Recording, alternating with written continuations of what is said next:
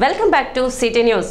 SC ఉపవర్గీకరణకు supreme court ఇచ్చిన తీర్పును నిరసిస్తూ ఎస్సీ ఉపవర్గీకరణ వ్యతిరేక పోరాట సమితి ఆధ్వర్యంలో నిరసన వ్యక్తం చేశారు. ఈ సందర్భంగా స్థానిక రైల్వే స్టేషన్ వద్ద కొద్దిసేపు నిరసన వ్యక్తం చేసి అక్కడ ఉన్న డాక్టర్ బిఆర్ అంబేద్కర్ విగ్రహానికి నివాళులు అర్పించారు. అనంతరం సబ్ కలెక్టర్ కార్యాలయానికి చేరుకొని సబ్ కలెక్టర్ ప్రకాష్ జైన్ కు వినతి పత్రం అందజేశారు.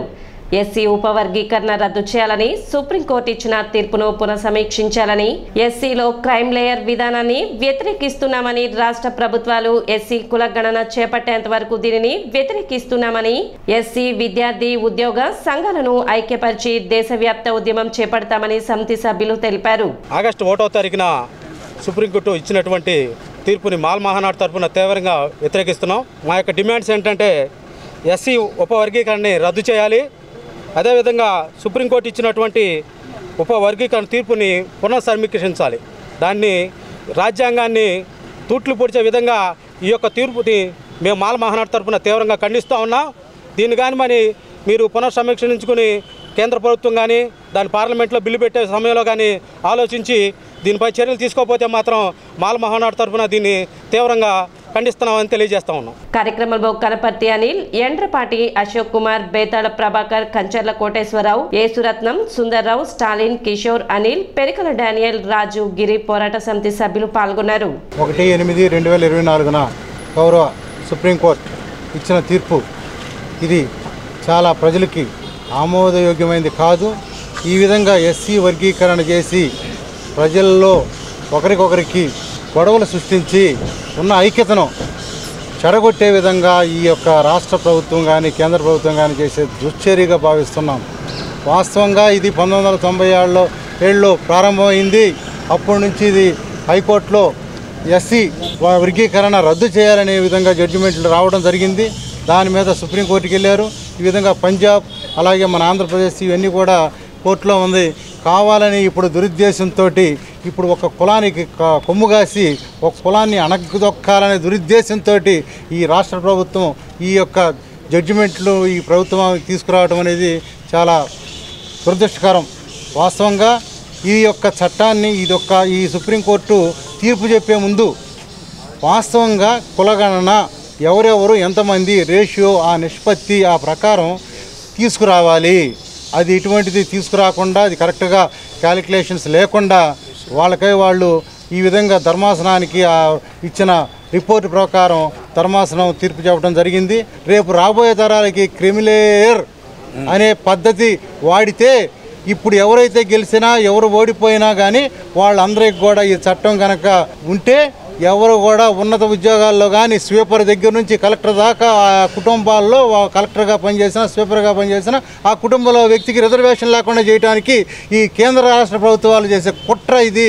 కాబట్టి ప్రతి ఒక్కళ్ళు గమనించి మనం కలిసి ఉంటే ఏదైనా సాధించుకోవాలి కానీ విడిపోయి సాధించగలిగేది ఏమీ లేదు. ఎస్సీ ఉపకులాల వర్గీకరణ అంశాన్ని వ్యతిరేకిస్తూ తెనాలిలో మరి ఆర్డీఓ గారికి సబ్ కలెక్టర్ గారికి ఒక నివేదిక సమర్పించడం జరిగింది. ఆ నివేదికలో మరి ఎస్సీ ఉపకులాల వర్గీకరణ రద్దు చేయాలి, సుప్రీంకోర్టు ఇచ్చిన ఎస్సీ ఉపవర్గీకరణ తీర్పును పునఃసమీక్షించాలి, ఎస్సీలలో క్రిమిలేయర్ విధానాన్ని ప్రవేశపెట్టడాన్ని వ్యతిరేకించడం, రాష్ట్ర ప్రభుత్వాలకు అధికారాన్ని మరి ఇచ్చినటువంటి విధానాన్ని వ్యతిరేకించడం, రాష్ట్ర ప్రభుత్వాలు ఎస్సీ కుల జనగణన చేయకుండా ఈ తీర్పును ఇవ్వటం అనేటువంటి దాన్ని కూడా వ్యతిరేకించడం, ఈ తీర్పుపై అన్ని మరి విద్యార్థి సంఘాలు అలాగే ప్రజా సంఘాలు మరి ఉద్యోగ సంఘాలు మరి న్యాయవాదులు మరి ఐక్యపరిచి ఉద్యమాన్ని రాష్ట్ర వ్యాప్తంగా బలోపేతం చేసే దిశగా ముందుకు సాగాలని చెప్పేసి పిలుపునిస్తూ తెనాలి ప్రాంతం నుంచి మరి వర్గీకరణ వ్యతిరేక పోరాట సమితి తెనాలి తరపున ఈ కార్యక్రమాన్ని చేయడం జరుగుతుంది. మరి వర్గీకరణ అనేటువంటిది 2000 సంవత్సరంలో వర్గీకరణ చేయడం జరిగింది. 2004 సంవత్సరంలో మరి వైఎస్ రాజశేఖర రెడ్డి ప్రభుత్వం కాంగ్రెస్ గవర్నమెంట్ ఉన్నప్పుడు అప్పుడు సుప్రీంకోర్టు మళ్ళీ దాన్ని కొట్టివేయడం అనేటువంటిది జరిగింది. ఎందుకు కొట్టివేసింది? రాష్ట్రాలకి అధికారం లేదు అని చెప్పేసి 371 ఆర్టికల్ 3 క్లాజ్ ప్రకారం అది చల్లదని చెప్పేసి అని కొట్టివేయడం జరిగింది. మరలా ఇప్పుడు ఏ ఉద్దేశంతో ఏ దురుద్దేశంతో ఎస్సీ వర్గీకరణ అనే అంశాన్ని మరి ఆగస్టు 1వ తారీఖున సుప్రీంకోర్టు అనేటువంటిది 7గురితో కూడినటువంటి 6 న్యాయమూర్తులు ఈ యొక్క వర్గీకరణ అంశాన్ని ప్రతిపాదిస్తూ రాష్ట్రాలకి ఈ యొక్క అవకాశం కల్పిస్తూ పూర్తి బాధ్యతలు అప్పగిస్తున్నామని చెప్పడం జరిగింది. అసలు ఏ ప్రాతిపదికన చేశారు? 12వ తేదీన జరిగే అమరవీరుల సంస్మరణ సభను జయప్రదం చేయాలని మున్సిపల్ కమిషనర్ బండి శేషన్న పిలుపునిచ్చారు. ఇందులో భాగంగా శుక్రవారం మున్సిపల్ కమిషనర్ బండి శేషన్న పర్యవేక్షణలో ఎన్సీసీ స్కౌట్ విద్యార్థులతో ట్రయల్ రన్ నిర్వహించారు. పట్టణ పాత ప్రభుత్వ వైద్యశాల నుండి రణరంగ్ చౌక్ వరకు ఈ ట్రయల్ రన్ జరిగింది. ఈ సందర్భంగా కమిషనర్ మాట్లాడుతూ స్వాతంత్ర ఉద్యమంలో తెనాలికి ఒక ప్రత్యేక స్థానం ఉందని, అటువంటి పరిస్థితుల్లో క్విట్ ఇండియా ఉద్యమంలో అసువులు బాసిన అమరవీరులను స్మరించుకుంటూ ప్రతి సంవత్సరం నిర్వహించే అమరవీరుల సంస్మరణ సభను జయప్రదం చేయాలని కోరారు. కార్యక్రమంలో పురపాలక సంఘ అధికారులు, సిబ్బంది పాల్గొన్నారు.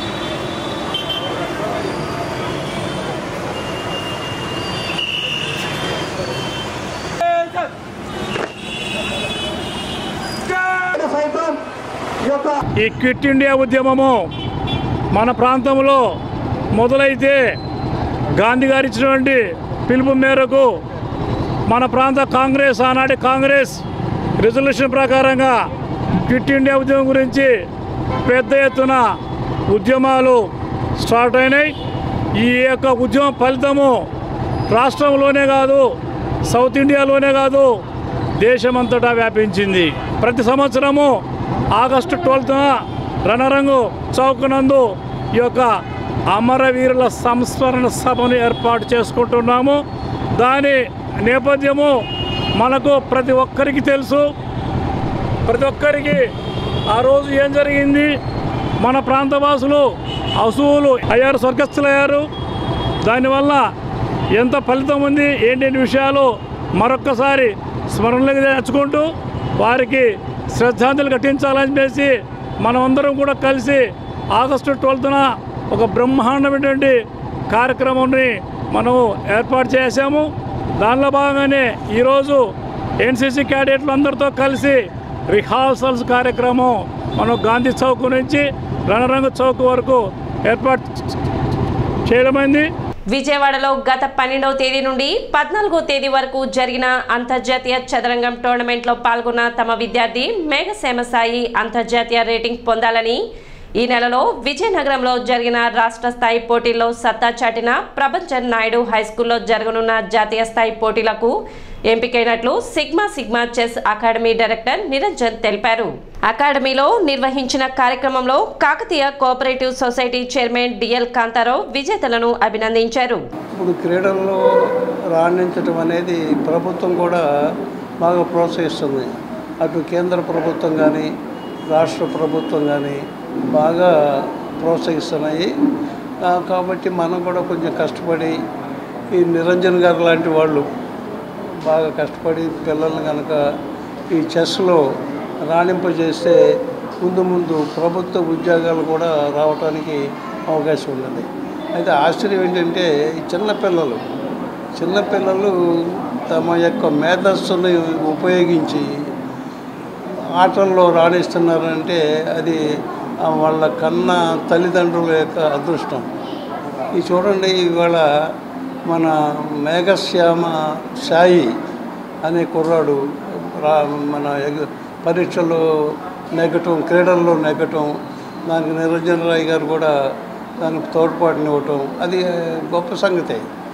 తర్వాత ఈ చిన్నపిల్లాడండి ప్రభంజన నాయుడు ఆయన చిన్నపిల్లాడు నిజంగానే ప్రభంజనం చేస్తున్నాడు, ఆయన ప్రభంజనం సృష్టిస్తున్నాడు.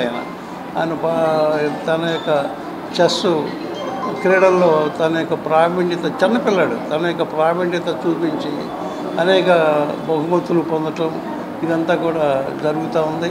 సిగ్మా చెస్ అకాడమీలో నేర్చుకుంటున్న మేఘశ్యామ్ సాయి గాజుల అనే అతనికి అంతర్జాతీయ రేటింగ్ సాధించడం, ఆ అంతర్జాతీయ రేటింగ్ కూడా ఒక టోర్నమెంట్లో రాదండి. అది సాధించడానికి మినిమం 3 నుంచి 5 సంవత్సరాలు, కనీసం 5 నుంచి 10 టోర్నమెంట్లు ఆడితే కానీ చాలామందికి ఓపెన్ అవ్వవు. అలాంటిది మొట్టమొదటి టోర్నమెంట్లోనే తన ప్రతిభ చాటి అంతర్జాతీయ స్థాయి రేటింగు, ఆ రేటింగ్ కూడా స్టార్టింగ్ రేటింగ్ కాకుండా మంచి రేటింగు, స్ట్రాంగ్ రేటింగు సాధించడం, దాని ద్వారా మా అకాడమీకి మా జిల్లా స్థాయి, రాష్ట్ర స్థాయిలో కూడా మా అకాడమీకి మంచి పేరు తీసుకురావటం, వివిధ జిల్లాల నుంచి కూడా మా అకాడమీకి ఫోన్లు చేసి నన్ను బాబుని అభినందించడం చాలా సంతోషంగా ఉంది సార్. ఈ సందర్భాన్ని పురస్కరించుకుని నాకు చాలా సంతోషంగా ఉంది sir. Thanks sir. City news ముగించే ముందు ముఖ్యాంశాలు మరోసారి.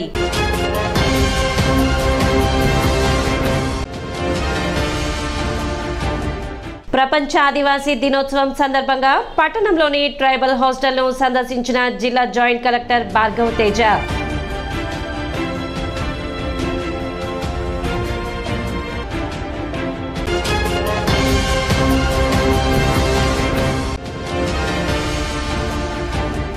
సీజనల్ వ్యాధుల పట్ల ప్రజలు అప్రమత్తంగా ఉండాలి. 2వ అదనపు సివిల్ జడ్జి రాజశేఖర్ సూచన.